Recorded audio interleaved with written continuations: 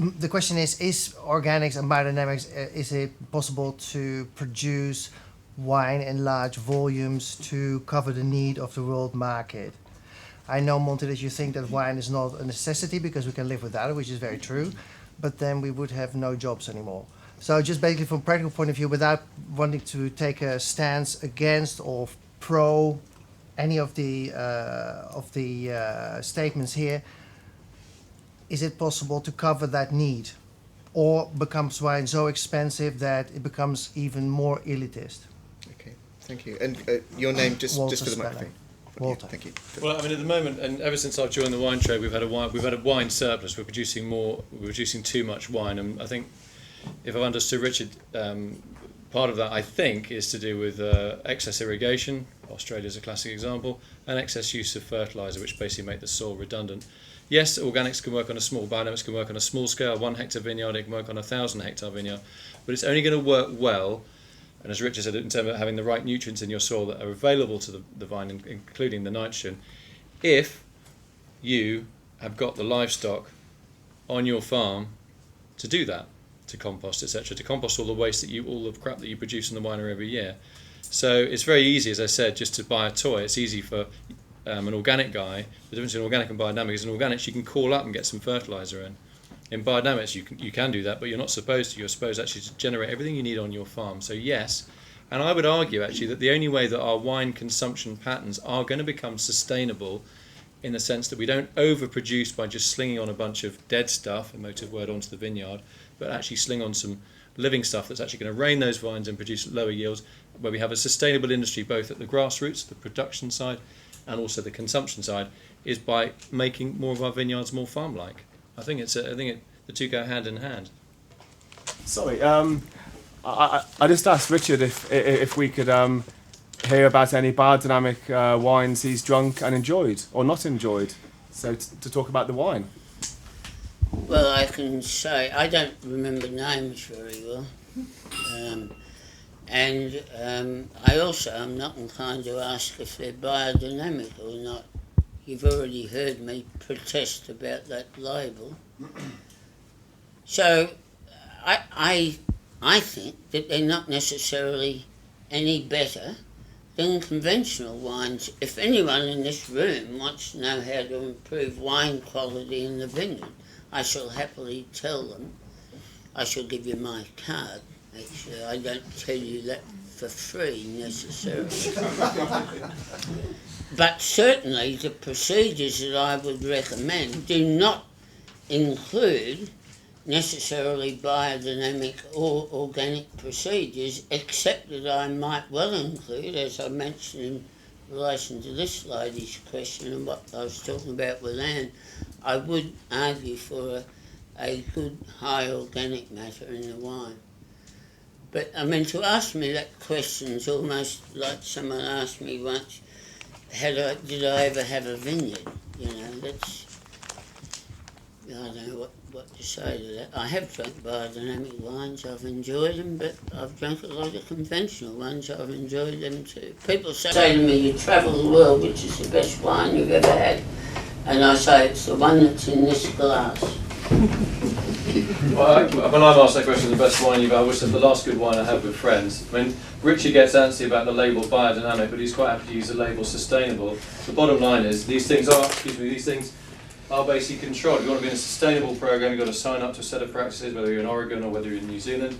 If you're in organics, you need to sign up again, and you're third party inspected by an independent auditor. And biodynamics, it can be an independent auditor, it can be a biodynamic guy. But in sustainable, and even in natural, as I was going to get grumpy, there is no independent audit. I don't think we should have labels, but we do have labels, and we like having the security of the label, whether it's Levi's or Apple on the iPhone. So I think that credibility is very important for the consumer. Having these labels is important, and knowing that somebody, if he's claiming to, or she is claiming to say, I am in this camp, somebody who's independent should be able to go there and say, right, let's just see what you're doing. And there are some cheats. And regarding industrialisation, I've been going to Millesine Beer, which is the oldest organic wine fair. It's been going for about 20 odd years. And you can clearly see an industrialisation of the organic side of things there. There's a lot of really dull, crap, uninteresting wines that are just commodity wine.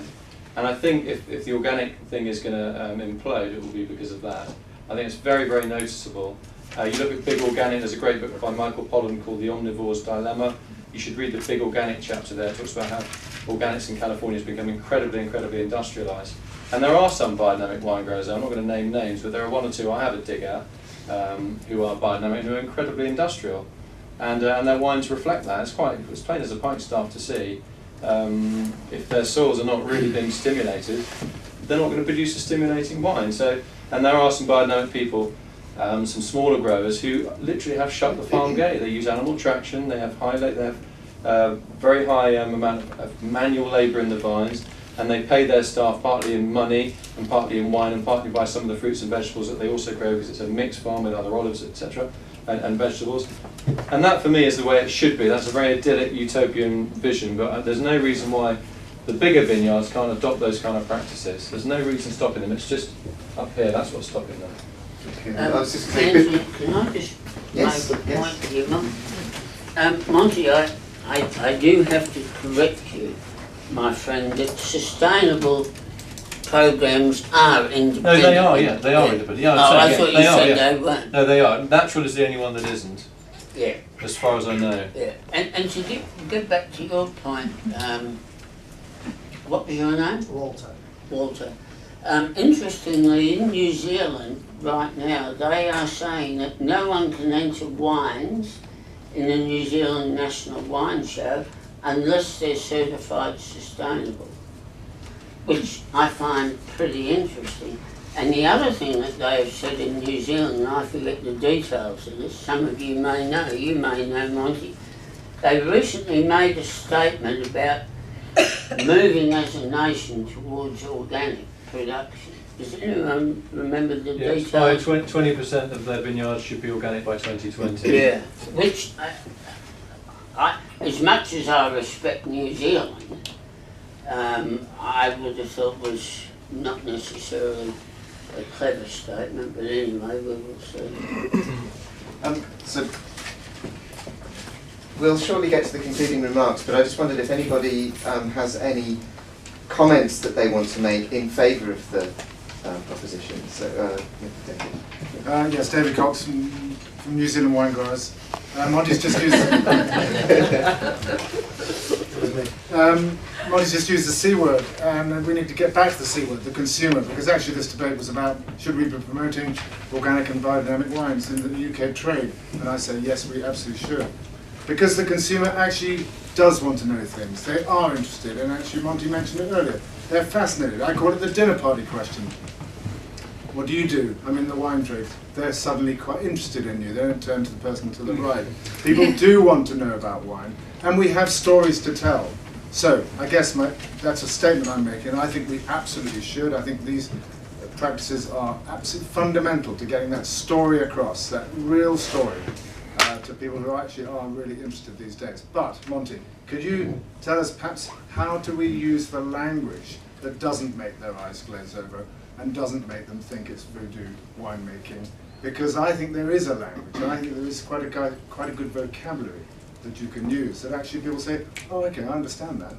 Because when you talk moon, and when you talk seasons, and when you talk times of the day, month and year, people get that. After all, we do sleep at night.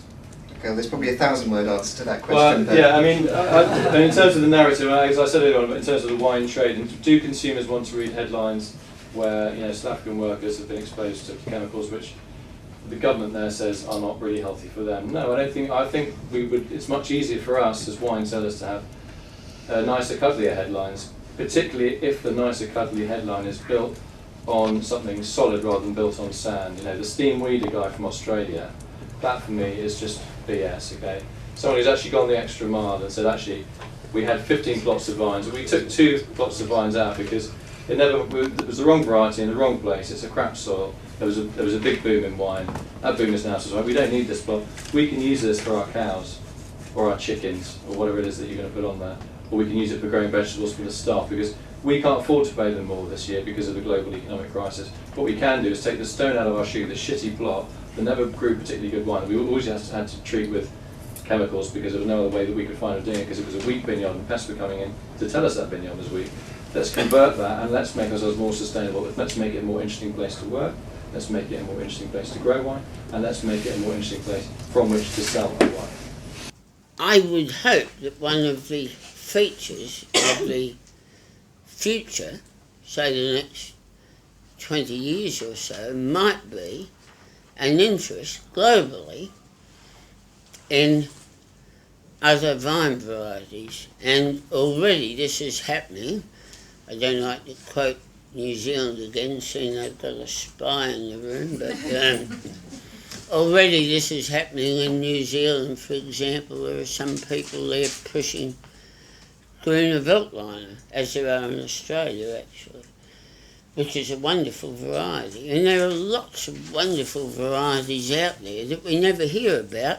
Why? Because the journalists are writing about organics and biodynamics, these things that don't have too much impact on wine quality. I totally agree that we need stories to sell wine. I'm not arguing against that marketing at all. I just think, and I do think, Monty, that the organic and biodynamic thing will lose its flavour. When I first started in the wine business 30 or 40 years ago, I remember in Griffith in New South Wales, it was a big deal to have Cabernet Sauvignon and Chardonnay. That was a big deal. I mean, how much excitement does it cause now to say you've got a Cabernet vineyard? Not too much. And we are in a business of changing fashion and taste. And I think organic and biodynamics in the future will become a bit ho-hum. What's more likely to have more impact on consumers are going to be novel tastes and novel experiences. And I really don't think organics and biodynamics are doing much to improve the range of experiences available to consumers. And Monty, I'm glad that you finished up on CO2. I'm not sure about your idea of sailing ships, I just don't know. But I do know that we've got 3 dinosaurs in the wine business. Wooden barrels, corks, and glass bottles. They're all dinosaurs. There is no need for any of them. And in terms of CO2 emissions, they are a particular problem. Can I say particularly glass bottles? Seeing most wine is drunk soon after purchase, why on earth isn't it in PET? I know some people who don't even get across the car park before they open a bottle. So, you know, we're all a bit of princesses thinking we've got to have heavy glass bottles to put this beverage in. You go into a supermarket and you think about how many products in a supermarket where the container weighs as much as the contents. Thank you. Thank you, Monty. Thank you, Richard. So we're nearly at the end. It's been a wide-ranging debate. The original proposition was that the UK wine trade should promote organic and biodynamic wines, and I think the key word there is should, that there's some sense of obligation. And I think it's quite good that the debate has covered many of the reasons why there should be some kind of obligation, and that those obligations might have been challenged. So Monty suggested or argued that these wines should be promoted because they're better for the consumer, either because they're healthier or because there's higher quality or more terroir expression. And Richard has challenged or provided counter-arguments to that for us to balance against that. Monty's discussed the benefits to the environment of organic viticulture, which again, Richard has provided counter-arguments. We've discussed from the consumer's point of view and from the industry's point of view the way these are one of the stories that can be used to promote wine, perhaps to the benefit of the industry, perhaps to the benefit of the consumer. And we've heard both sides of that from Monty and Richard. This is the point where I would like to come to a vote from the audience, just as we did at the start. So having listened to the arguments either way, a show of hands of who now is in support of the proposition, which is that the UK trade should promote organic and biodynamic wines. So a show of hands now. 1, 2, 3, 4, 5, 6, 7, 8, 9, 10, 11, 12, 13, 14, 15, 16, 17, 18, 19, 20, 21, 22, 23, 26, 27. Okay. And who is opposing the statement that the UK wine trade should promote organic and biodynamic wines? 1, 2, 3, 4, 5. Okay, are you the same 5 that was opposing at the start? Is anybody still in the don't really know camp? A show of hands. So 1. No, I'm still abstaining. Or don't really know or abstaining. So 1, 2, 3, 4. Okay. Well, we haven't had a huge swing. Or if anything, in fact, the swing has been from the abstentions and don't really knows. The supporters have gained 1 person and the opposers have gained 1 person. I'm not sure really that in terms of a percentage increase, the opposers have gained their support by 20%, and the supporters have increased theirs by 4%. Maybe that's the basis on which to make the decision. Well, thank you very much to Monty for providing the case and very eloquent case for organic and biodynamic wines. Thank you, Richard, also for putting the case for conventional agriculture, also for lending your green hat to me. That was I enjoyed that. I'd like to bring the debate to a close. Oh, the wines. Very good point. Ruth, could you? We've got the bottles right at the back. They're both Touraine Sauvignons. One of them was organic and one of them was biodynamic. So in a way, I suppose that's rather hypocritical of us right at the start by promoting organic and biodynamic viticulture. But yes, they're supplied by Vintage Roots. Thank you.